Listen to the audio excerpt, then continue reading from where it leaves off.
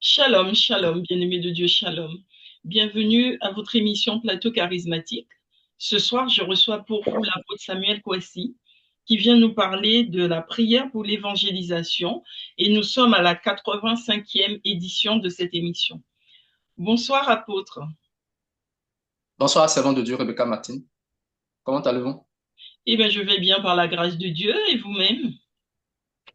Ça va, un peu grippé. Sinon, ça va. À part cela, ça va. Amen, amen, que Dieu fasse grâce. Amen. Eh bien, écoutez, nous allons prier pour nous mettre en communion avec l'Esprit de Dieu. Allons-y. Père éternel et tout-puissant, Jésus, nous venons éternel Dieu, Seigneur, nous te prions. nous te confions, Seigneur Dieu très haut, nous te te confions, confions ce moment. nous te confions nos appareils, nous te confions ce moment, Par ton Fils, Jésus-Christ. nous te confions éternel Dieu de gloire, Et en son nom, tout ce que nous sommes, Seigneur, prions que ce moment soit béni. tout Seigneur, ensuite, Seigneur Jésus, guide-nous, bénis ce moment.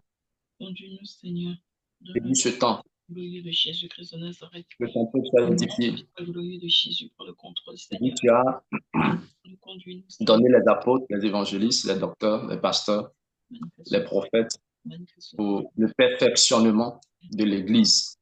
Nous prions que pour le ce contrôle, temps d'antenne, nous venons, ce temps d'émission, soit pour le perfectionnement de ton peuple, le perfectionnement de guide tes serviteurs dans l'évangélisation. manifeste par Merci, Père, le nom que puissant la gloire te revienne. Au nom de Jésus, de fais tomber les obstacles de l'ennemi. Fais tomber les obstacles du diable. Au nom de Jésus, nous avons prié. Jésus. Amen. Amen. Amen, amen. Eh bien, écoutez, je vous laisse la parole, apôtre, hein. OK. Merci, servant de Dieu. Nous sommes encore là pour parler de l'évangélisation.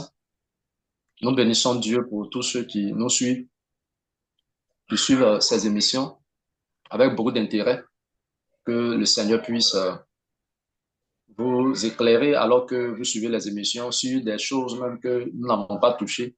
Que le Saint-Esprit lui-même vous éclaire sur l'évangélisation dans le nom puissant de Jésus-Christ. Amen, amen. La dernière fois, je crois que nous avions parlé de ce que c'est que, ce que c'est que la gloire, donc la gloire de Dieu.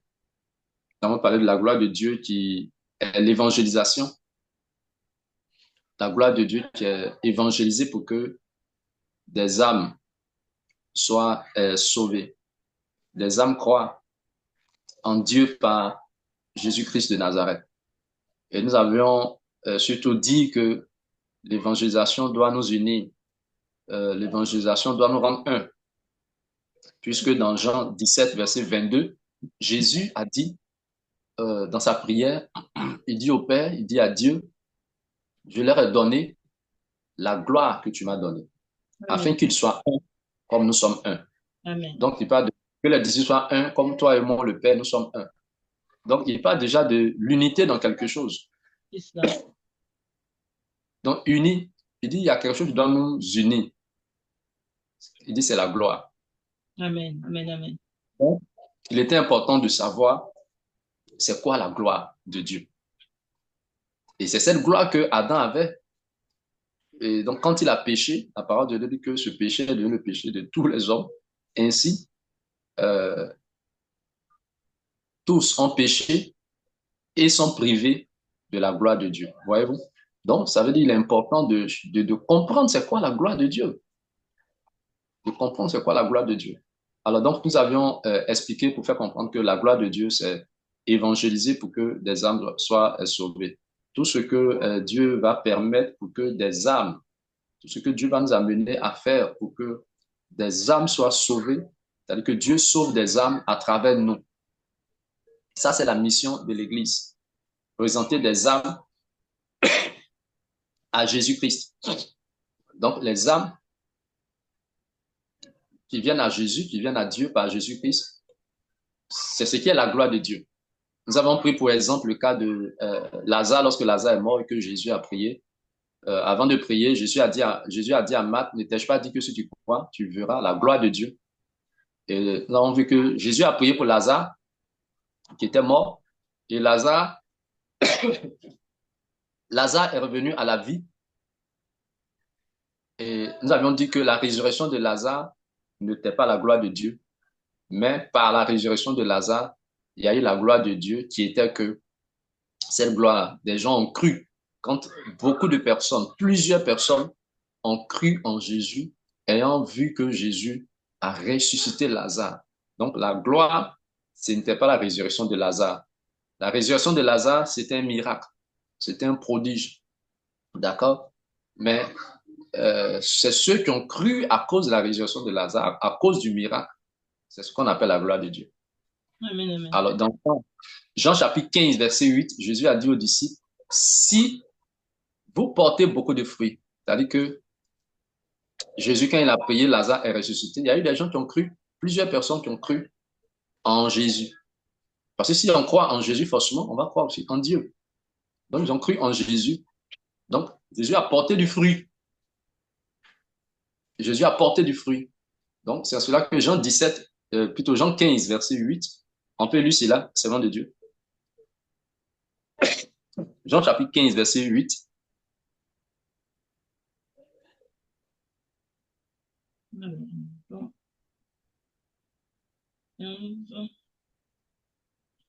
Verset 8. Je lis la parole de Dieu. Amen. Ce qui manifeste la gloire de mon Père, c'est que vous portiez beaucoup de fruits. Vous serez alors vraiment mes disciples. Amen. Amen. Alors, Jésus fait comprendre que il y a gloire du Père, le Père est glorifié, il y a la beaucoup de fruits. Porter beaucoup de fruits, ça dit que c'est plusieurs personnes qui croient, c'est-à-dire qu'il y a beaucoup de personnes qui croient en Dieu par Jésus-Christ. Beaucoup de personnes qui croient au Père par Jésus-Christ. Donc, tu crois en Dieu pour adorer Jésus-Christ. Pas, pas un petit, il dit beaucoup de fruits. Si vous portez beaucoup de fruits. Voilà. Et souvent, je pose cette question, euh, je pose cette question à plusieurs personnes, mais pour vous, quand entendez-vous par gloire de Dieu? Et pratiquement, la majorité des personnes disent la même chose. Non, si quelqu'un est guéri, voilà, c'est la gloire de Dieu. Voilà, si quelqu'un donc a un problème, qu'on prie pour lui, que le problème se résout, c'est cela la gloire de Dieu. Quelqu'un qui veut quelque chose et puis Dieu lui donne, c'est cela la gloire de Dieu. Il dit non, c'est qu'on n'a pas compris. C'est vraiment pas cela la gloire de Dieu. Donc, avec l'illustration de l'exemple de Lazare, la résurrection de Lazare, on peut mieux comprendre c'est quoi cette gloire de Dieu. Parce que voyez, on peut prier pour quelqu'un, la personne est guérie, Mais mais son si âme il n'est n'est pas pas, forcément sauvée. voilà. Mm. Donc, si son âme n'est pas sauvée, il n'y a pas eu de fruit. Mm. Mais Dieu peut passer par la guérison pour que cette personne croie, pour que cette personne, son âme soit sauvée en se Amen. repentant, en croyant en Dieu. Donc, Amen. il faut que on sache faire vraiment la distinction, que Dieu vous aide en tout cas à comprendre c'est quoi la gloire de Dieu. Voilà. Donc, c'est le but de Dieu, sauver ceux qu'il choisit, sauver ceux qu'il appelle à lui. Et comme 1 Timothée chapitre 2, le verset 4 le dit, Dieu veut que tous les hommes soient sauvés et parviennent à la connaissance de la vérité, qui est Jésus-Christ. Dieu veut. Mais Dieu veut que tous les hommes soient sauvés, mais tous les hommes ne seront pas sauvés. Parce que tous les hommes ne vont pas parvenir à la connaissance de la vérité. Tous les hommes ne vont pas accepter Jésus. Tous les hommes ne vont pas croire en Jésus-Christ, le Fils unique de Dieu. Ouais, tout le monde ne va pas croire. Donc ici, on peut lire Jean 11, verset 45. Alors, ceux qui ont cru en Jésus, lorsqu'ils ont vu la résurrection, ils ont vu que Jésus a ressuscité Lazare. Donc, par ce miracle, des gens ont cru. Mais le miracle en lui-même n'est pas la gloire de Dieu. La guérison n'est pas la gloire de Dieu. voilà, le déblocage d'une situation qui était bloquée par la prière au nom de Jésus n'est pas la gloire de Dieu. Mais Dieu peut passer par cela pour manifester la gloire de Dieu, amener des personnes à croire en Dieu pour le salut de leur âme. OK. Jean 11, verset 45. Alors, tu lis la parole de Dieu. Beaucoup de Juifs qui étaient venus auprès de Marie et qui virent ce que Jésus avait fait crurent en lui. Amen. OK. Donc, voyez-vous que la gloire de Dieu, ça ne va pas être seulement une seule personne qui doit sauver. C'est pas qu'une seule personne soit sauvée. C'est pas qu'une seule personne croit en Dieu par Jésus-Christ. Alors, quand nous regardons un peu Jean chapitre 15, verset 8 que nous avons lu tout à l'heure, Jésus a dit, si vous portez beaucoup de fruits, retenez ce mot-là, beaucoup. Vous portez beaucoup de fruits.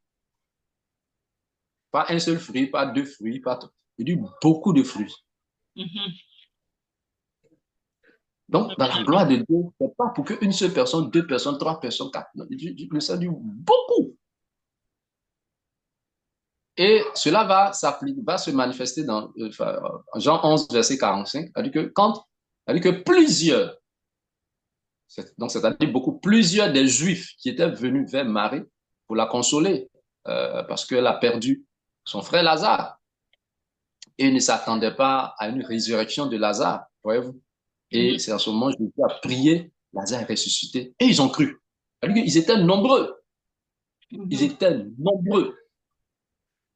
Donc, voyez, quand on parle de la gloire de Dieu, c'est pour que plusieurs personnes soient sauvées. Alors, et ceux, franchement, qui comprennent les songes, ou ceux que Dieu va conduire dans les songes pour les éclairer, Dieu va leur montrer par eux là, par leur ministère d'évangélisation, c'est-à-dire par eux, qui sont ceux-là que lui, Dieu, veut sauver par le vie.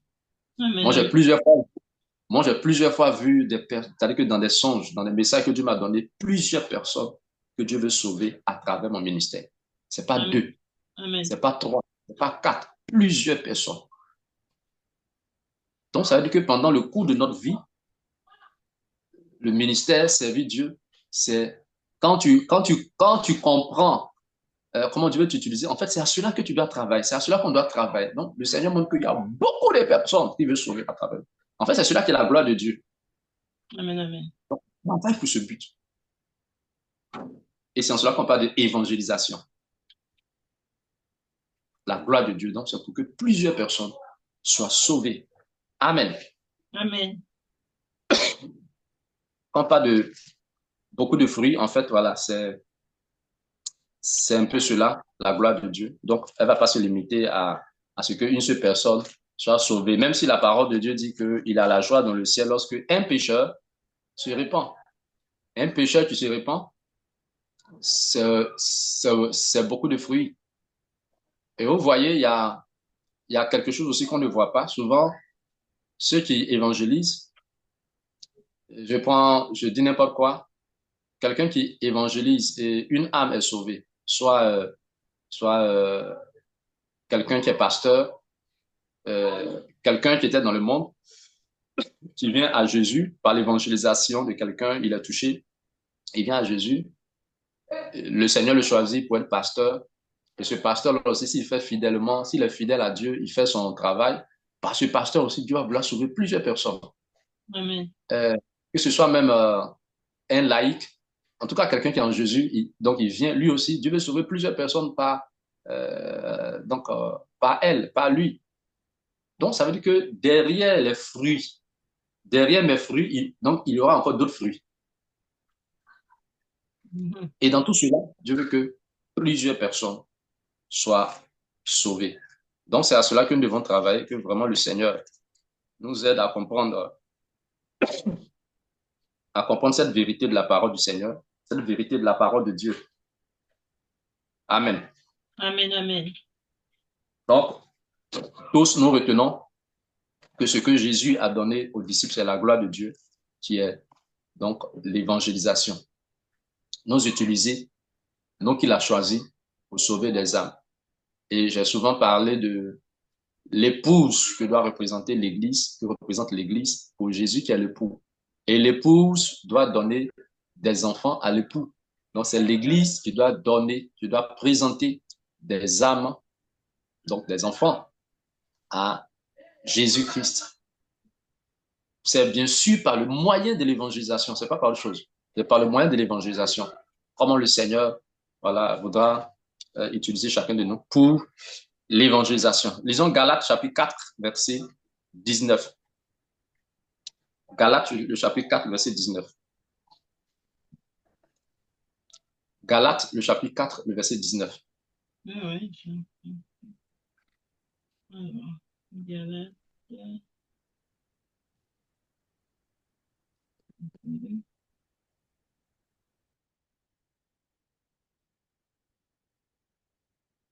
Galates 4, 19. Hein? Alors, je dis la parole de Dieu. 19. Mes enfants, j'éprouve de nouveau les douleurs de l'accouchement pour vous, jusqu'à ce que Christ soit formé en vous. Amen. Voilà, Amen. Ici, c'est l'apôtre Paul qui parlait de son ministère d'évangélisation et il faisait comprendre que il éprouvait donc les douleurs. Il parlait comme s'il était une femme qui était enceinte, sur le point d'accoucher, ainsi dans les douleurs de l'enfantement. Mes enfants pour qui j'éprouve de nouveau les douleurs de l'enfantement jusqu'à ce que Christ soit formé en vous. Il parlait bien sûr de son ministère d'évangélisation, ceux qui l'évangélisaient, ceux qui l'enseignaient, ceux à qui il apportait la parole, la lumière. Amen. Ceux à qui il Amen. apportait la parole, la lumière. Il dit ses enfants dans la foi. D'autres diront les enfants spirituels. Donc il dit, en fait, il se bat, il travaillait à cela. Il dit, mes enfants pour qui je prouve de nouveau les douleurs de l'enfantement. Mais Jusqu'à moi, ce que... j'ai une question, apôtre. Vous parliez d'enfants spirituels, d'enfants spirituels ou d'enfants dans la foi, comme vous dites. Mais comme vous l'avez si bien expliqué, les enfants spirituels, c'est normalement les enfants que vous avez formés, que vous avez emmenés à la foi ou qui sont dans la foi, mais que vous avez emmenés à évoluer dans la foi. Mais quand on voit, par exemple, certains serviteurs de Dieu qui, dès que vous les approchez, tout de suite, ils vous considèrent comme leur enfant spirituel, alors que c'est pas eux qui vous ont emmené dans la foi, ils vous ont pas fait évoluer, ils ont rien fait avec vous, mais juste parce que vous êtes en contact avec eux, ils considèrent que vous êtes leur enfant spirituel. Donc, moi, j'aimerais que vous puissiez donner un éclaircissement là-dessus. OK, bon, là, les avis peuvent être diversifiés, hein, mitigés. Un père du genre, c'est quelqu'un qui est éducateur, s'il parle d'enfant. Donc, le père, c'est pas... Dans la vie même courante, le père, c'est pas forcément le géniteur. Voilà, quelqu'un qui est peut-être à l'âge de mon père, voilà, je peux l'appeler père. Il n'y a pas de souci. Il a l'âge de mon père biologique. Mon Hmm. père biologique, voilà, mais je l'appelle papa. Voilà, quelqu'un qui ne m'a pas engendré, mais qui a l'âge de mon père, je peux aussi l'appeler papa. Est-ce que vous voyez? Donc, je veux dire que en cela, il n'y a pas de souci. Il n'y a vraiment pas de souci. Maintenant, dans le cadre spirituel, ça va être pareil. Celui qui est un père pour moi, c'est lui qui m'a éduqué, qui m'a enseigné la parole, voilà, qui m'a enseigné la parole de Dieu, qui m'a, qui m'a instruit, voilà, qui m'a instruit. Mais franchement, moi, j'aime pas trop ces appellations. Je dis ma fille, papa, ma fille, ma fille. Mais le souverain père, ça, c'est Dieu. Est-ce que vous voyez? Hmm. Mais dans nos relations, quelqu'un qui m'a éduqué, quelqu'un qui m'a enseigné, voilà, je peux l'appeler père. Je suis un fils. Pour lui, ça, c'est normal. Et puis, maintenant, quelqu'un qui ne m'a jamais enseigné, voilà, je peux aussi l'appeler père parce que il peut être quelqu'un qui est dans la foi, peut-être avant moi. Est-ce que vous voyez? Mm. Voilà, avant moi, je peux l'appeler bien vrai, même, même s'il ne m'a pas éduqué de façon directe comme cela, mais bon, voilà, mais je peux aussi l'appeler père, il n'y a pas de souci, mais seulement que d'autres veulent s'approprier comme une dictature, comme, en fait, une imposition, en fait, je ne sais pas comment on dit, euh, une autorité abusive, voilà. Mm. Voilà, ça, c'est ce qui ne doit pas se faire. Et Mm. on a un exemple même dans la parole de Dieu. Voilà, on va lire même dans le cadre de l'évangélisation, dans Marc chapitre 10. On va lire cela rapidement, verset 30. Mais à partir du verset Marc chapitre 10, verset 30. Mais au verset 28, Pierre avait posé la question de savoir, Seigneur, nous, on a tout quitté pour te suivre. Nous avons tout quitté pour te suivre. Jésus va dire, il n'est personne à cause de moi et à cause de l'évangile, euh, ayant quitté son père, sa mère. Oui, vous pouvez lire à partir du verset 29. Euh, à partir du 29, puisque le 30, il commence au milieu de la phrase, hein. OK, allez-y. Euh, Jésus répondit, je vous le dis en vérité, personne n'aura quitté à cause de moi et à cause de la bonne nouvelle sa maison ou ses frères, ses sœurs, sa mère, son père, sa femme, ses enfants ou ses terres, sans recevoir au centuple, dans le temps présent, des maisons, des frères, des sœurs, des mères, des enfants et des terres, avec des persécutions et dans le monde à venir, la vie éternelle. OK, donc ici, c'est Jésus qui parlait à Pierre. Il dit, dans le cadre de l'évangélisation, de la bonne nouvelle, de lui, Jésus et de la bonne nouvelle, et il dit, il va nous mettre en contact au verset 30. On va recevoir au centuple dans ce siècle présent, dans ce siècle-ci. Il va nous mettre en relation avec des frères, des maisons, avec des familles, voilà, des frères, des sœurs, des gens qui seront pour nous comme des mères, si vous voyez. Mhm. En fait, un peu comme une relation entre les hommes. Mais il dit clairement, on va avoir des enfants, des mères, des frères, des sœurs. Ça, c'est dans le cadre de l'évangélisation. Il dit la bonne nouvelle. Amen. Amen. Voilà. Donc, ça peut se faire, mais seulement que les gens ne doivent pas. Bon, attends, quelqu'un qui ne m'a pas éduqué, il doit connaître quand même ses limites. C'est dans la foi, oui. Tu es dévancier, oui. Mais si tu ne m'as pas éduqué. Maintenant, aujourd'hui, avec l'influence des réseaux sociaux, quelqu'un peut vous éduquer par ses enseignements sur, euh, sur les réseaux sociaux, pas de façon directe, mais de façon éloignée. Mhm. Donc, si je reçois un enseignement qui m'oriente selon la volonté de Dieu, voilà, c'est une éducation que j'ai reçue. C'est une éducation que j'ai reçue. Amen. Amen, amen. Donc, en fait, voilà, c'est ce qu'il faut comprendre à ce niveau. Donc, il y a des pères éducateurs, ça c'est clair. Le Seigneur a dit à Abraham que tu deviendras père d'une multitude de nations. Amen. D'une multitude de nations. Mais quand on va plus loin, d'accord, peut-être prochainement, on va parler de cela. Donc voilà un peu, servant de Dieu, ce qu'il faut, voilà, ce qu'il faut comprendre. Dans Amen. Hébreu 13, Hébreu chapitre 13, le verset 17 nous parle un peu de cela, que devons obéir au conducteur, le verset 17, Hébreu 13, verset 17. Obéissez à vos conducteurs et soumettez-vous à eux, car ils veillent sur votre âme en hommes qui devront rendre des comptes. Ils pourront ainsi le faire avec joie et non en soupirant, ce qui ne vous serait d'aucun avantage. Amen. Voilà. Donc, ici, ça parle des, voilà, mais des bergers, voilà, des bergers. Donc, obéissez à vos conducteurs. Ayez pour eux de la déférence, du respect. Donc, Dieu demande à ceux qui sont, ceux sur qui est établi des pères, appelés des conducteurs ici, et des guides, bien sûr spirituels, dans l'œuvre de Dieu. Donc, le Seigneur demande donc, au peuple de se soumettre à eux parce que ceux-ci veillent sur les âmes. Normalement, c'est Dieu qui veille sur nos âmes. Mais on veille sur les âmes des gens, nos pasteurs, nos serviteurs de Dieu, en enseignant la parole de Dieu.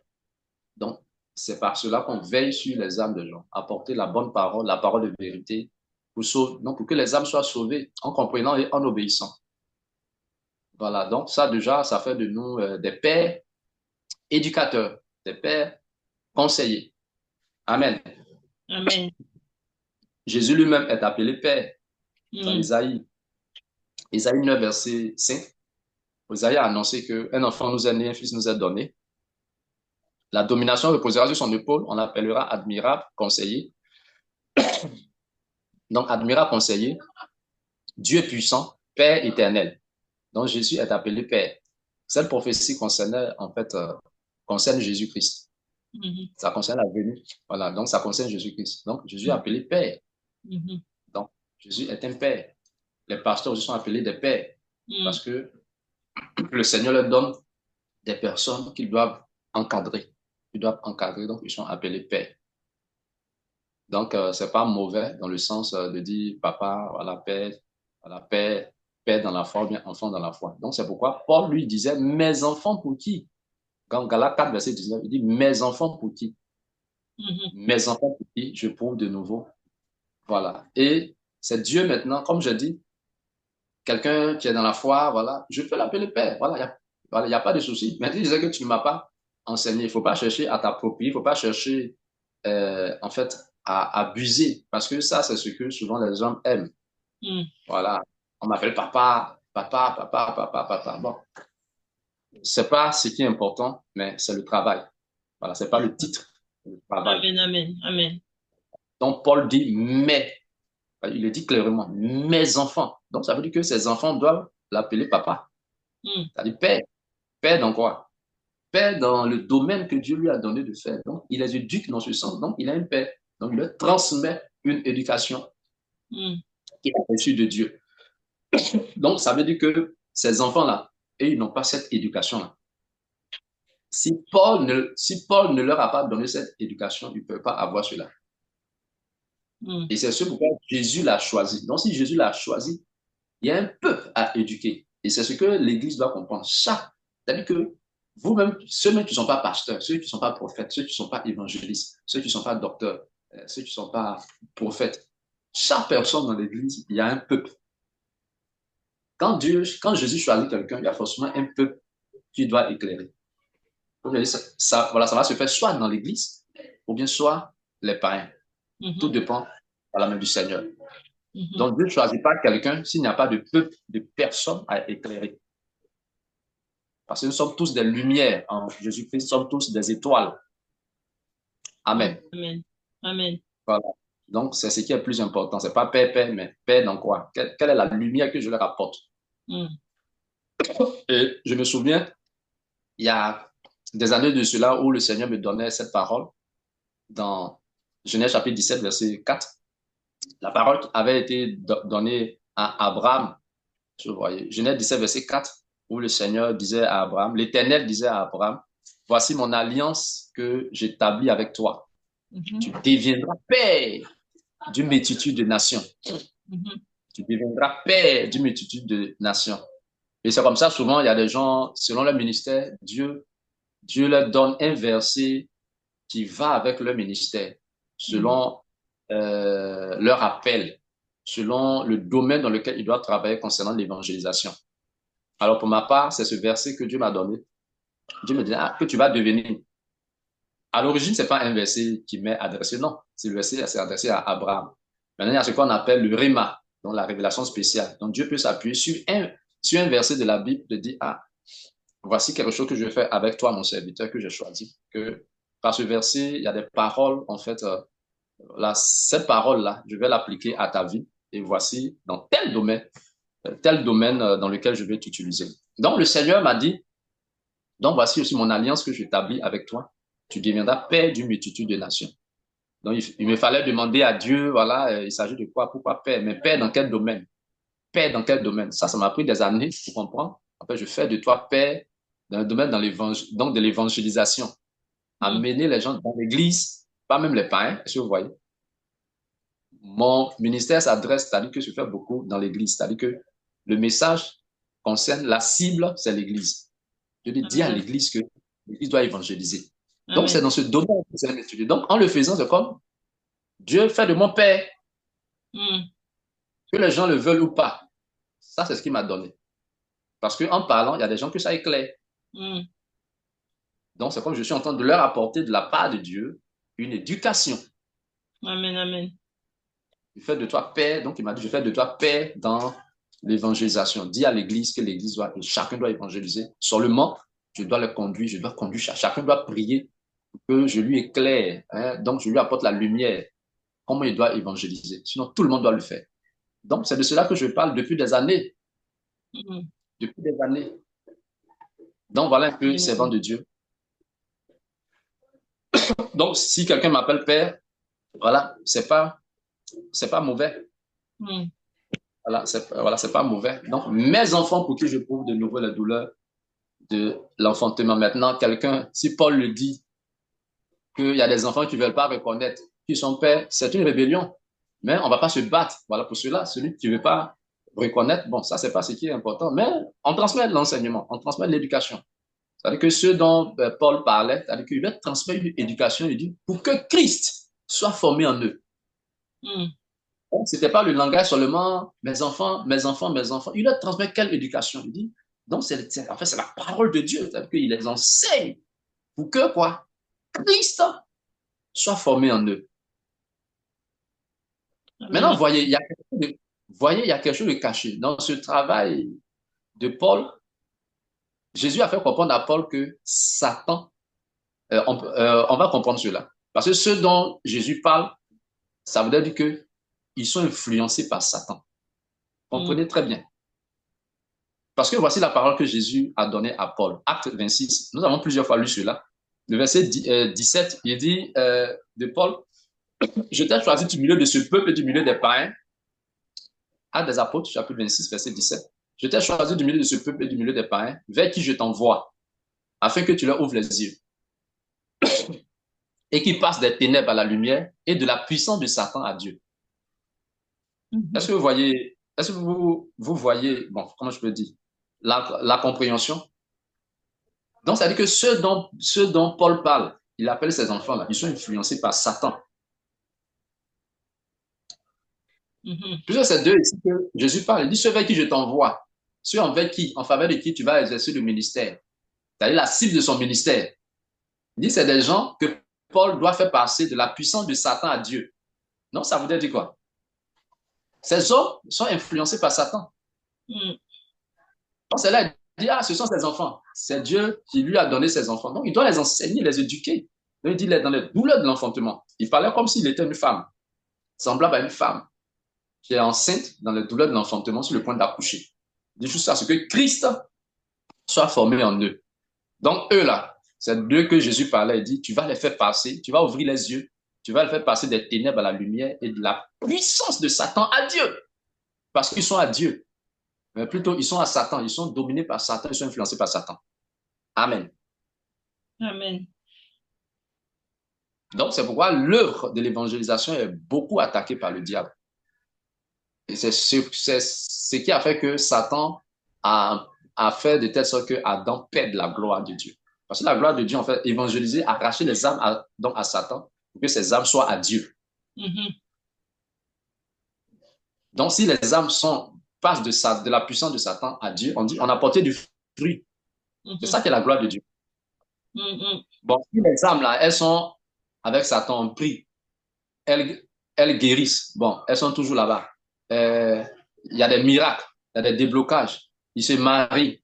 Et puis, bon, elles sont toujours sous la puissance de Satan. C'est en cela que Dieu dit, ça là, c'est pas fruit, c'est pas gloire de Dieu. Ils ont été guéris, c'est un miracle. Mhm. Mais ils sont encore avec Satan. Donc, la gloire de Dieu, c'est faire passer les gens de la puissance de Satan à Dieu. C'est ça qui est l'évangélisation. Donc, voilà pourquoi si vous dites que la gloire de Dieu, c'est la guérison pour quelqu'un qui est malade, c'est un déblocage pour une activité, pour une affaire d'une personne, voilà, qui était bloquée. Voilà, vous voyez que ça n'a vraiment rien à voir avec la gloire de Dieu. Ça n'a vraiment rien à voir avec la gloire de Dieu. Amen. Amen. On va s'arrêter là pour aujourd'hui. Pour continuer prochainement, s'il n'y a pas de questions. Hein. Non, non, il n'y a plus de questions. Voilà. Mais vous avez remarqué que Jésus a dit à Paul, Acte 26, verset 18 là, que tu vas ouvrir les yeux. Voilà. Voici la grâce de Père dont il parlait. Il va ouvrir les yeux. Il va les faire passer des ténèbres à la lumière. Donc, il va les éduquer par la parole de Dieu, il va enseigner la parole de Dieu pour les éclairer, pour que cela leur donne de passer de la puissance de Satan à Dieu. Bon, un enfant, même quand tu vois ça, ton père, il te dit, il t'enseigne, il ouvre tes yeux. Bon, là, Jésus n'a pas dit que c'est moi, Jésus, qui va ouvrir les yeux. Il dit, c'est toi, Paul, toi-même. C'est toi qui vas ouvrir les yeux. Il dit, tu vas ouvrir les yeux. Il dit, je t'envoie vers eux pour que toi, Paul, tu leur ouvres les yeux. Pour que toi, tu leur ouvres les yeux. C'est toi qui vas faire cela. Il dit même pas Dieu. Il dit, c'est toi, Paul. Donc, il y a cette vérité. Donc, des pasteurs qui suivent l'orientation de Dieu pour leur ministère, en le faisant, forcément, la cible de leur ministère, là, ça va ouvrir les yeux. Amen, amen. Ça va les délivrer du pouvoir de Satan pour qu'il soit Dieu. Amen. Et c'est ce pourquoi aussi le diable nous attaque. Amen. Amen, amen. Et bien, on va prier, apôtre. Amen. Disons merci au Seigneur pour la parole. Rendons grâce au Seigneur pour la parole. Éternel Dieu, nous te rendons grâce par le nom de ton Fils Jésus-Christ. Merci pour cette émission. Merci pour la compréhension que tu donnes à ton serviteur, à ta servante, pour la compréhension que tu nous donnes sur ta gloire, la gloire de Dieu, qui est que nous devons évangéliser pour que des âmes soient sauvées, beaucoup d'âmes soient sauvées. La gloire de Dieu, qui est qu'on porte beaucoup de fruits, que beaucoup d'âmes soient sauvées à travers nous. Et Paul le disait, que lui éprouvait les douleurs de l'enfantement jusqu'à ce que Christ soit formé, Seigneur, oui, dans la vie de ses enfants dans la foi, ce que tu lui as donné d'enseigner. Père, tu as choisi ta servante, tu as choisi ton serviteur, tes serviteurs, tes servants, qui représentent l'Église, ton Église sur terre. Et tu nous as donné la mission d'évangéliser. Et tu veux conduire chacun par ton esprit, tu veux conduire chacun à porter du fruit, à manifester la gloire. Nous prions Dieu vivant, nous prions Dieu puissant, Jésus-Christ, établi par le Père très haut, par le Dieu très haut. Nous prions, toi qui as été établi par Dieu sur l'Église éternellement, sur la maison de Jacob, éternellement, c'est-à-dire sur l'Église. Tu as établi Jésus, le chef de l'Église, tu es. Le chef de l'Église, tu es. Et à cette Église, Seigneur, tu as donné la mission de l'évangélisation. La mission de l'évangélisation. La mission de glorifier le Père, de glorifier Dieu, de manifester la gloire de Dieu, de porter la gloire de Dieu. Gloire de Dieu sans laquelle nous sommes dans le tous son péché sont privés de la gloire de Dieu. Comme la gloire de Dieu n'était plus, c'est parce qu'il y avait péché. La gloire de Dieu n'était plus parce qu'il y avait péché. Si la gloire de Dieu est, on ne parle plus de péché. C'est pourquoi Paul disait, malheur à moi si je n'annonce pas l'évangile. Quand on n'annonce pas l'évangile, c'est un péché. C'est un ordre, oui, Seigneur, pour ton peuple, pour tes serviteurs, ceux-là que tu as choisis. Nous prions que tu enlèves les obstacles à la compréhension de ta parole concernant l'évangélisation, que l'Église doit faire, que tes serviteurs doivent faire, que tes servantes doivent faire, par ton esprit. Nom de Jésus, nous détruisons les oppositions du diable. Puisque la gloire de Dieu, il s'agit d'évangéliser, selon que tu veux, pour arracher des âmes, pour faire passer des âmes de la puissance de Satan à toi, Dieu, pour arracher les âmes à Satan. Alors Satan ne va pas se laisser faire. Satan va opérer, va travailler pour empêcher plusieurs d'entre nous d'évangéliser, pour empêcher plusieurs de tes serviteurs, de tes servantes d'évangéliser, de porter du fruit et même beaucoup de fruits. Nous prions ce soir et détruisons les oppositions du diable. Nous prions que par cette émission, oh Père, beaucoup de fruits soient portés. Beaucoup de fruits soient portés. Plusieurs comprennent. Plusieurs de tes serviteurs, plusieurs de tes servants comprennent qu'ils sont appelés aussi à évangéliser. Comprennent comment ils doivent évangéliser. Seigneur, guide-les. Seigneur, oriente-les. Seigneur, guide-les. Seigneur, oriente-les. Seigneur, guide-les. Seigneur, oriente-les par la puissance de ton esprit. Par la puissance de ton esprit. Ouvre les portes à cette émission. Ouvre les portes aux fruits à cette émission. Beaucoup de fruits, beaucoup de fruits. Que ta puissance agisse. La puissance de ton esprit agisse au nom de Jésus-Christ. Merci. Que toute la gloire et l'honneur te soient rendus. Au nom de Jésus, nous avons prié. Amen. Amen.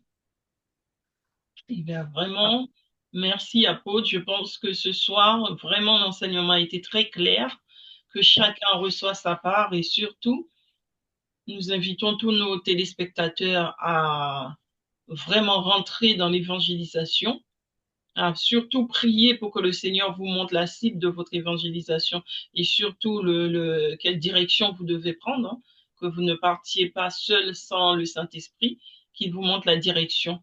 Et vraiment, n'hésitez pas aussi à nous laisser des messages, des commentaires, à rentrer en contact avec nous si vraiment vous avez besoin de plus d'orientation dans la prière. Voilà. Et bien, je vous dis à très bientôt, apôtre. À bientôt, servant de Dieu. Soyez bénis. Amen. Demeurez Amen. bénis.